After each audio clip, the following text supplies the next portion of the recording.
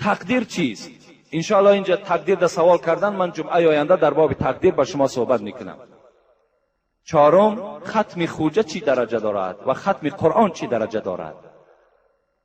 یعنی بغیر تقدیر 4 سوال کردن، 3 سوالش جواب میگیم. سوال یک سوالش که در باب تقدیر است، جمعه آینده انشاءالله من جوابش میگم. ختم خوجه و ختم قرآن. البته ختم قرآن از ختم خوجه دیده افضلتر و بهترتر است. ختم خوجه را خدا رحمت کند استاد ما بابای ملا شریف که همه شما میشناسید. امون حضرت در همین محله ما ختم خوجه نمیکردن. مرحمت همین مستفیدای محله وجود دارند. میگو مادامی که همین ختم که بجا آوردن نمیتوانند و برای ختم خوجه که مردم زیاد در کار است و مردم سوره علم نشرح را نمیدانند، سوره قل هو الله را درست خواندن، سوره اخلاص را درست خواندن نمیتوانند، از این خاطر یک نفر آدم همین سوره تبارک خواند، 3 بار دیگه از پسش سوره اخلاص خواند، دعا کند، بس کفایت میکند. این افضلتر است میگفتند.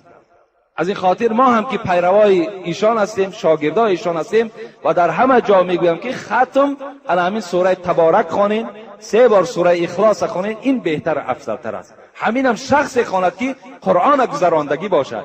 آدمی قرآن ناگذرانده باشد و چی خود گناهکار میشود، چی شنونده ها گناهکار میشود.